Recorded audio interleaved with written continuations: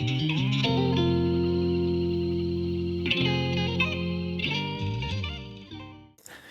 what's up, everybody? It's Bennett Bernard again from Augmentic Accounting, and I wanted to do another video kind of as a follow-up to a LinkedIn post I did a couple days ago about running AI models locally. And in that post, I talked about how my kind of bold prediction was that we'd see more on-prem, meaning like running local in your server rack AI kind of going forward for security reasons. And I wanted to expand on that a little bit just because, and also show, some people had reached out and asked me like, how do I even do that? I've never seen that before and I'm not sure, what the heck you're talking about. And so I wanted to kind of show how that works here and kind of just connect some dots that maybe I left open in the post. And if you stick around, I'm going to show you a pretty cool potential use case with if you're a big fan of Claude Code. So we all have kind of seen Claude Code and the OpenClaw, and if you're not into that or you haven't seen that hype yet, you have some catching up to do. But if you have seen Claude Code, as most of you probably have, then I got a little treat for you if you stick around till the end of the video. I'll kind of show you what that looks like. So running models locally, you download a local model. So these models, these AI models are generative LLMs, right? And so you can download these models and run them on your actual hardware on your computer. Now, the size of hardware you need and the amount of space that you need on your computer is really what's going to dictate how well that'll work for you. But we can kind of walk through and I'll show you where you can do that on your computer if you want to try it out and show you some of the limitations and some of the things that are important to consider when you're looking at those local models and seeing which one you want to play with. So what I'm going to do is I'm going to share my screen and let's get that up and running here.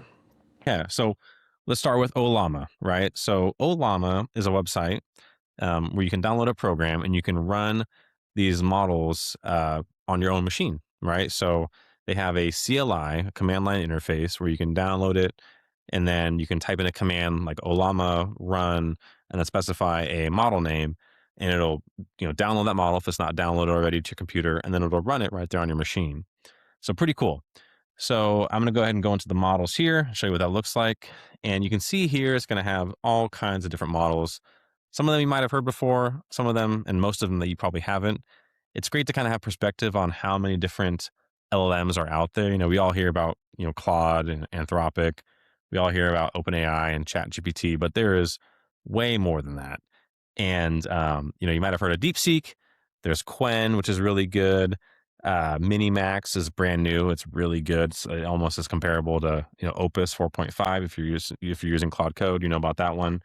So lots and lots of really good models out there, and Ollama provides as a way to do it. What I would just say too is with these models, these are kind of open weight models, and I'm not technical enough to like get into the details of like how these models work from like an engineering perspective. But what I would tell you is that GPT 5.3 and, Opus 4.5, those are closed models. Like the way that those are developed and the proprietary information that makes those models, so great is closed off. Whereas these are open source models effectively. You just download them and it downloads a file and you can run that file locally. So if you think about security and the black box that tends to be AI, or AI gets cast out a lot of times, this is a great way to kind of counter that. Or if you feel like, hey, I'm just kind of sending data over to these companies, to OpenAI and Anthropic, I don't feel great about that. Well, this is an alternative for you. Again, that's kind of why I did that post. And before we kind of get any further, what I would say too is, this is for, those really high risk clients or really high risk industries that you might be operating in. Because even if you have the ChatGPT enterprise plan, or one of those Anthropic plans where it doesn't train on your data, right? A lot of these models now, from OpenAI and from Anthropic, they will have an option where you can pay and it won't train on your data, and that's great. That's good that they offer that. But what you're still doing is you're basically sending a web request from your computer over to Anthropic or over to OpenAI's servers, and then the server is getting that response and then sending a message back. And that's still an opportunity for a really sophisticated hacker to kind of see your data, right? Like there's still risks there. Now, if that's, enough to warrant a whole reshuffling of your tech stack, like that, I'll leave that to you. But like, don't be confused. Like that's how it works, right? And so even if you're using something like Claude Code, Opus 4.5 is amazing. But when you're typing in a Claude Code, it's taking your messages again, packaging up into an API request and getting that response back from Anthropic. So if you want to do something like local, what you could do is you could, and I mentioned this in my LinkedIn post, you could really cut your model off from the internet. Like you can download this model onto your server, onto your computer, and basically turn off your internet connection if you wanted to, or make it just only be accessible via your company's intranet. And then that way you can just be really rest assured that this is like airtight. Like you can talk to it, but it can't go out and be hacked from the web. Like of course anything can be hacked, so like don't, it's not bulletproof, but it's more secure than an API request. So just putting that out there, that's kind of what the security trade-offs are when it comes to like something like Claude Code or Codex, or if you're just using ChatGPT. Even if it's not training on your data, you're sending information over the internet, something to consider and be aware of.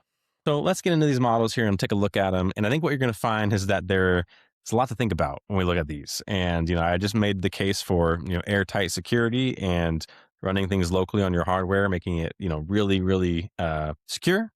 But there's some trade-offs that you got to consider. So I'm going to look at a model here. I'm going to go with Qwen.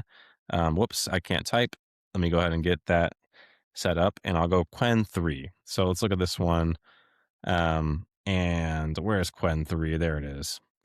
So when you click on a model like this, you will often see a couple different options. And so, some description about what Qwen is, how to install it, ways that you can connect with it with different, CLI tools like we're all kind of getting accustomed to, Claude Code, Codex, OpenCode, which we'll talk about, and then OpenClaw, which is, very popular right now. Then it has all the different models. So, Qwen 3.0 is the like header. And then within that, you have different sized models that can kind of handle different tasks, depending on what your use case is. So if you look at this, let's talk about what these different kind of values mean and how it kind of relates to your hardware and like what it can do. So size here is not the size of the download. So don't think that, oh, I have a 2 terabyte, solid drive, a hard drive, like I can download the, 142 gigabyte model and be fine. The size here refers to the RAM that is required to run the model. And if you think about RAM, if you're not, that familiar, or you're just not into computers that way, RAM is basically the short-term kind of access that your computer needs to like run programs. And so it's very like active memory. And typically like laptops will have between 8 to 16 gigabytes of RAM. If you have like a desktop machine, it's usually between 16 to 64 gigabytes of RAM. Beyond that tends to be either really kind of specialized computers, like if you got like a really crazy sim racing setup, or like you are doing really data intensive things with your computer, right? And so right away, that's gonna like just have that frame of mind, because that's gonna be a limitation on your computer if you're trying to run it on your own local machine. The other thing to talk about here is context. And so context is essentially the number of tokens that the AI can like handle within a conversation. It's probably the best way to think about it. And so, in this case, 40,000 tokens, there's 256,000 tokens. That's going to, if you have a long running conversation, once you get past that, 40,000 tokens, it's going to just forget that conversation. So if you had a conversation with a Qwen model for an hour and it gets to 50,000 tokens, and in the first 10,000 tokens you explained its name, it probably won't remember that unless you reference it again, right? So it's kind of like a running kind of chat log, or it's running memory while you're working with it. And one thing to keep in mind too is context fills up really fast when you're using things like Claude Code and OpenCode. We'll kind of show what that looks like later on, but that's what context is. And then lastly, input just kind of describes like what kind of information the models can take as input. So most of it's gonna be text, right? These are usually chat models. There also is like images that you can input for different models. Like I think Llama 4 can accept text and images. But typically, right now people are just using it for text. So that's what you'll see the most. So a lot of times too, they have really good readmes in here. I won't kind of go through this, but I think Llama 4 is really nice because they have a pretty good description, or maybe it's Llama 3. They have a pretty good description on what the hardware is required to run these. Let's go Llama 2. Maybe that has a better one. And there it is, some memory requirements. So again, this is Llama 2. This one came out a couple years ago. But it kind of just gives you an idea. Like, hey, look, if you're going to run the 70B model, you need at least 64 gigabytes of RAM. And if I look at the 70B model, it's saying, hey, our model runs on 40 gigabytes of RAM, so you need to have at least 64 because your computer is doing a bunch of other stuff too, right? It's not only running the model. So, but you can see even back a couple of years ago, the context was 4,000, which is really small. So as these models have gotten better and better, the context windows has gotten larger and larger, which is great. But a lot of times, I think the hardware hasn't caught up to where the context windows are for like a general person's use right now. So if I go to Llama 4, we can look at that. And that's like one of the latest ones that they have. I don't know exactly when it came out, but 10 million context window. It can take text and images. There's no model that's smaller than 67 gigabytes in the Llama 4, suite or fleet of models. So big models can do lots of cool stuff, but very, very hardware intensive to run.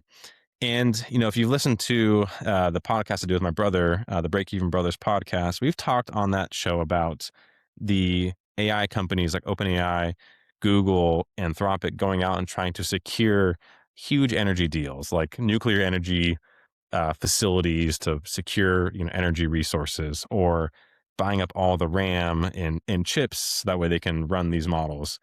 And this kind of puts that conversation into more context because if you think about what is required to run these really smart models, it's these 10 million context windows. It's these huge sized models that need all this compute is what they call it. And in order to do that, you need energy and you need the chips. And so when you're making the API calls, what you're effectively doing is you're basically outsourcing all that hardware over to OpenAI, over to Google, over to Anthropic. And so if you're going to run that locally, like you need to do that here with your machinery, like with your hardware. And so that's the trade-off. But sometimes you don't really think about like the hardware that's involved when you're just chatting with ChatGPT, but with the amount of users they have and with the level of intelligence that they're dealing with now, like with their models, it is really energy intensive and really chip intensive, hardware intensive. And so that's why they're kind of doing all those moves to secure those resources. So pretty cool. Okay, enough talking about the models. Let's actually see how this works and run one in Ollama so we can kind of see in a bit more detail, a bit more real world how this all works. So I'm gonna go ahead and share my terminal this time, and then we will go ahead and show how that works. So once you have Ollama installed, again, install it from that Windows Subsystem for Linux command. And once you have that installed, you can go ahead and pull a model. So you can hit Ollama run, and then you choose the model you want.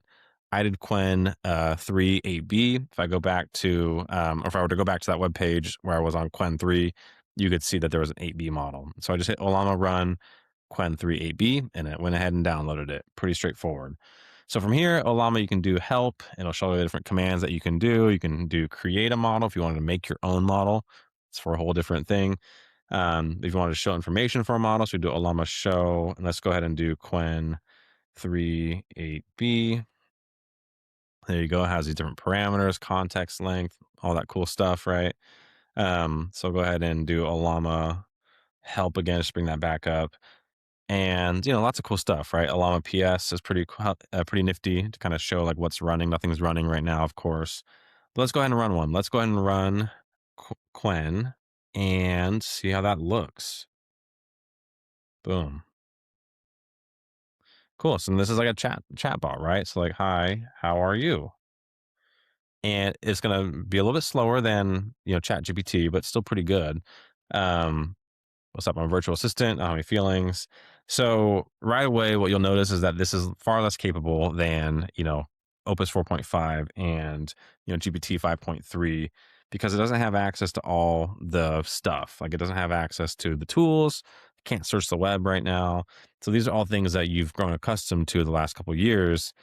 If you started from back in 2022 and 2023, these models didn't have that, but now they do. So watch, I can't say, who is the president, and it's not going to know. It might say, it might say Joe Biden because that's when its information was. Um, but it's obviously not right. Cool. So while this is running, I'll leave this running, but I'll open up another window and I'll go ahead and zoom in a little bit so you can see, and I'll do Llama PS. And you can see here, it's showing this model is running now. It's running on the other screen that I have, or the other tab window. But you can see the size. You can see it's using my GPU, which is what we want it to use. If you have a too small of a GPU, if you don't have enough RAM, it'll try and use your CPU.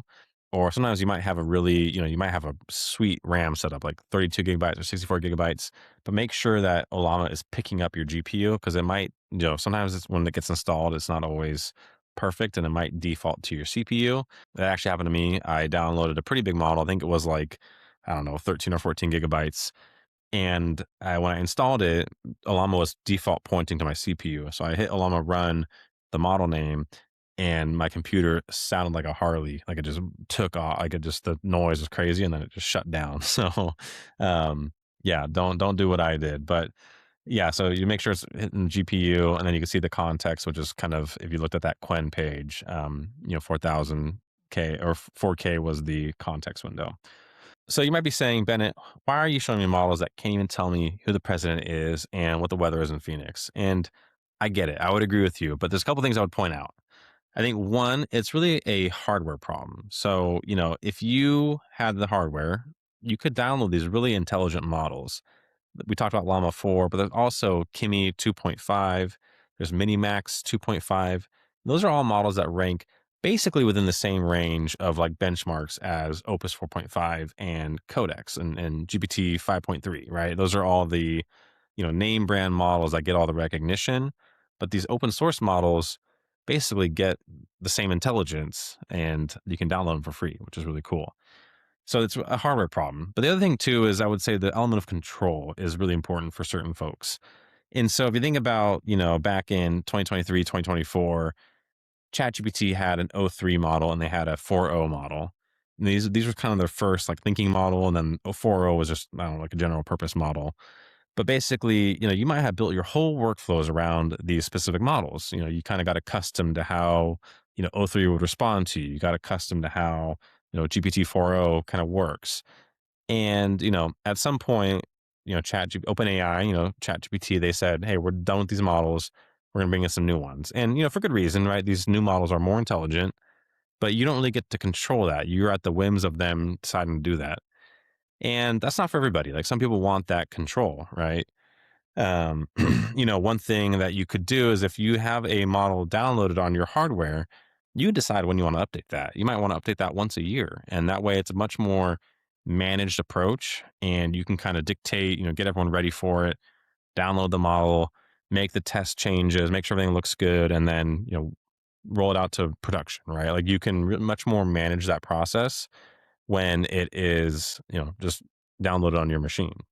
So there's some trade-offs, right? Like there's always gonna be trade-offs, whether you want something that's quick and fast, that's important to you, then you might want to just stick with the API route. But if you want to invest in a more secure, private system and control the models and when it's being used and how the model gets updated, then on-prem might be the solution for you. Okay, so you stuck around this far in the video, and now I want to get back to what I had teased in the beginning of the video, which is Claude Code. And I'm not going to talk about Claude Code because I did that in the last videos, but I want to talk about an alternative to Claude Code that you might be really excited about.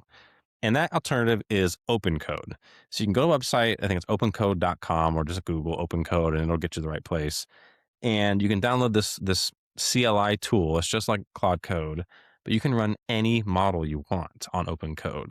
Whereas on Claude Code, you can't switch to, GPT 5.3 on Claude Code, just like you couldn't switch in Cursor or in Codex, which is OpenAI's version, you can't use, Opus 4.5. Whereas in OpenCode, you can pick whichever model you want. And let's kind of show what that looks like. So I have my terminal window here. I'm going to go ahead and hit OpenCode. It's already been installed. Again, install for Windows, subsystem for Linux. And boom, OpenCode, here it is. And it's just like Claude Code, right? Like, I can say, hi, who is the US president? And it's going to give me the right answer because it probably has tool calling access. And so let's see here. So you can see in the thinking process, it says, oh, I don't know, actually. Let me go do a web search, which is a tool call. And it's going to come back and it's going to give me the right answer, right? And so right away, that's a big difference from Ollama, where Ollama said, oh, I think it's, Joe Biden because that's my data. Whereas this model here in OpenCode, we're using MiniMax 2.5. It has a tool calling capability and it calls the web search tool. But what's really cool about OpenCode is you can use any model. So I can go here and go to switch model, and I can do Kimi. I can say, what's the weather in Phoenix, AZ today? And it'll give me the right answer, of course. It's going to do web search. And let's let it run for a second. But again, this is all free. OpenCode is a free tool to download, and you can use a lot of free models in OpenCode. So give me the right answer today. So, and I can do other models as well. So like I can do, Anthropic is on here. Almost any model you can kind of think of will be on here. I don't know if actually ChatGPT, like GPT 5.3 is, but you can do a lot of stuff, and you can kind of connect different providers. OpenCode is really, there you go. You can connect OpenAI, you can connect with Google, and it'll give you just put your API key in, and then it connects. So that's pretty cool. One thing to note too is I'm still using the web in this version. So Kimi K2.5, it's a free model right now. Through this thing called OpenCode Zen. I think you have a limitation on how much you can get for free. Um, but like this is still web. So I'm using an open weight model, like an open source model, but it is, free, but it's still going through the web. So it's not the airtight version that we were talking about earlier. But still, you have access to these, local models that you can run for, basically nothing. And I think there is a paid option. If you hit that limit, you can add credits and use Kimi, K2.5 or MiniMax is really good as well. Um, and it's still going to be a fraction of the cost of Claude Code and Opus, right? So something to keep in mind if you're looking for a Claude Code usage, but you don't want to pay all the tokens, and Anthropic is getting really expensive for that matter as well, then this might be a good option for you. And so again, it's very similar to Claude Code. You can do all kinds of different tools. I'm going to actually ask it a question. I'm going to say, what is your name? And what OpenCode kind of does is it looks and sees if you have any existing, Claude or Codex files. And you can see here it found our Claude.md file from my last videos on Claude Code, and it just picked that up and said, "Oh yeah, that's me." And it has like I say, what skills do you have? Oops, I can't type. And it's going to have those same skills that we talked about in all the videos that we did on Claude Code. So really cool. And yeah, like it's just going to be like Claude Code, which is again, everyone's using Claude Code. I think it's great, but there's other alternatives, and this is far cheaper. Let's get out of this because that's not the last thing I wanted to show you. Last thing I'm going to show you, I'm going to exit and I'm just going to go ahead and restart it, I guess, is you can use OpenCode with a model that's running on your local machine. So that Ollama model that we had, we can connect it in OpenCode and have a local model that runs in the agentic harness of OpenCode, or like, Claude Code, if that's what you're used to. And what people love about Claude Code is really the agentic harness, it's the agentic loop where you can, ask it a question. It doesn't just immediately respond back with some kind of response. It'll kind of think, develop a plan, carry out multiple steps before it gets back to you. That's like the agentic loop. And so if you want that, but you're like, why but I still want to use a local model, then this open code might be a solution for you. So let's go ahead and show how that looks. So I'm gonna go here, I'm gonna go models, and you can see here I have my Qwen 3.8b. So I'm gonna go ahead and hit this, and I'll, say, what is the weather in Phoenix, AZ today? So a couple things you're going to find is that one, it should be way slower. Um, it's actually not, it actually wasn't too bad. Again, I have decent hardware, but it doesn't have any tool access right here. Again, we can give it tools, but, or if you had a more advanced model, you can give it tools, but we don't have that set up at the moment. So it gave us a generic response here. But what you can do is you can say, what is your name? And it might pick up, I actually don't know. I don't know if it'll pick up the same thing. Yeah. So Qwen, again, it's not as intelligent of a model. It doesn't really know to kind of go and do those things.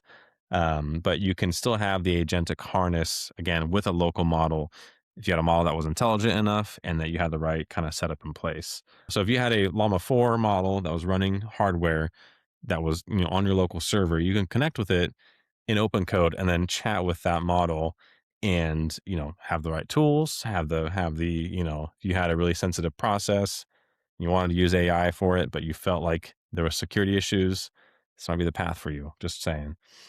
Let's see if there's let's see. Do you have any Claude.md files? We'll see what it says. So it looks like it's picking up some stuff. Again, it's just not going to be that intelligent. It can find some of the files, but uh, let's see if it'll do the Nano Banana Pro image one. Can you make an image with the Nano Pro skill? I don't think it's going to work because I think it's not good enough at tool calling with this intelligence. Looks like it's getting somewhere though. So let's see what it does. Okay, so I figured out what's happening with the demo, and I was trying to use the Nano Banana image skill that I have built, and that's what I demoed with Claude Code a couple videos ago, and it wasn't working, and I think I understand why. What's happening is, again, we have a 4K context limit. So basically, as soon as we hit 4K tokens, the chat basically forgets what we were doing. And I think what's happening is when I request that skill, the model reasons around and tries to figure out, okay, what is the user asking for and how can I, fulfill that request? And somewhere in the middle of that thought process, it just forgets what it was supposed to do. In order to demo this, I'm going to show the power of the context window and do this kind of side by side in a different way here. So let's do this. I'm going to say, your name is Emmy. So first thing we say, it's going to agree, okay, cool, I'm Emmy. And also, what I'm going to do is I'm going to go ahead and I have the Ollama running over here. So I'm going to say, your name is Emmy. Cool. And so here we go. That's the name. It loves the name. Fantastic. I'm going to say, how many bones are in the human body? I need to know. 206, if I remember right. And so before I come over here, I guess, let me zoom in a little bit too. Let me see. Okay, 206 bones in the body. Great.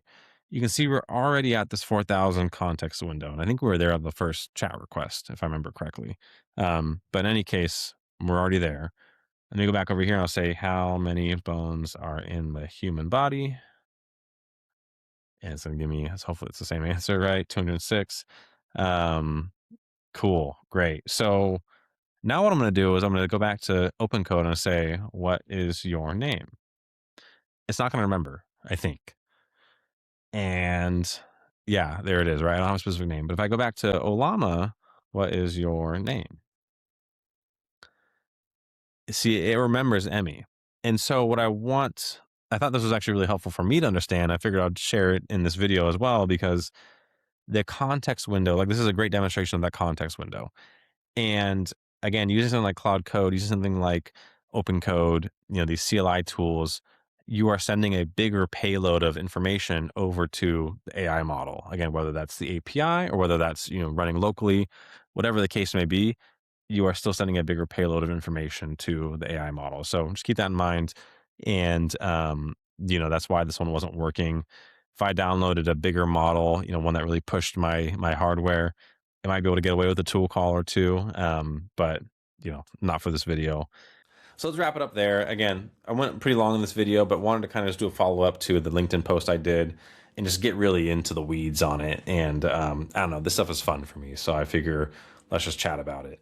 But yeah, I mean, going back to the conversation of like API versus on premise. On premise makes sense if you are really, really concerned about security. And in accounting, financial data is really, really important and oftentimes really restricted. So if you are working in a company that deals with that, if you're like an in-house accountant, or if you're dealing with clients and the clients might say, hey, I don't want to be sending my information to AI, you might be able to get away with something like this where you'll say, hey, I'm not sending information to any companies. We are running this AI locally on our server. It doesn't leave our building. And you can rest assured that like it is secure and no company's seeing your data. Even if, you're using that ChatGPT enterprise plan where it doesn't train on your data, there's still a risk with that external, API request, in my opinion. So if that's important to you, then you would want to make that trade-off of investing in the hardware, investing in the setup, but then you can have a local AI model that runs even when the internet's out. It runs on your intranet. It's completely secure. But if that's not important to you, then you can do the API, totally fine. You can use Claude Code with your model and do that. That totally works. So a couple different options for you, which is always great. So if you find that interesting, definitely let me know. And I'm happy to do these kinds of videos and just kind of geek out live as we go through it. So yeah, if you have anything, let me know. And if you have any questions or want to chat, just shoot me an email. You can find my information on my website, bennettbernard.com or augmenticaccounting.com. And yeah, thanks for watching. See you guys.